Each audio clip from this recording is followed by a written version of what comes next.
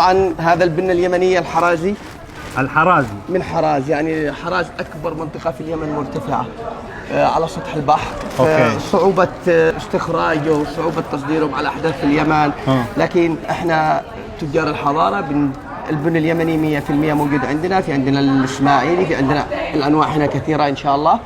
إنه أنتم بتجيبوا البن تبعكم من اليمن؟ من اليمن. سنة الإصدار وصل من اليمن 2024 باسمكم؟ باسمنا من اليمن، من مزارع في اليمن بيجي حراز. باسمكم من اسم موقع إنكو.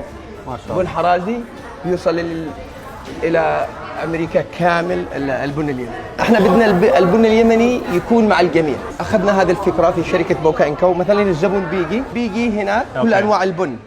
بيأخذ كيلو 2 كيلو باوند، ما فيش احتكار في البن. وبعدين على طول بيجي هنا بيحطه هنا بالحماصة وبيحمص على طول ميديوم دارك على طول. هو بيمشي معاه إلى هناك وبيأخذه فريش اوتوماتيكي. سياح، بيوت كذا. في عندنا ايضا احنا ما بنحتكرش البن. في عندنا 2 واير هاوس كبيره. واحد في ميشيغان، واحد في نيويورك. الاصحاب الكافيهات مثلا عنده كافي غير الاسم بتاعي وبده البن اليمني، الخلطات بتاع موكامكو، البيستاشيو، احنا بنوصله في ميشيغان وفي نيويورك فري ديليفري.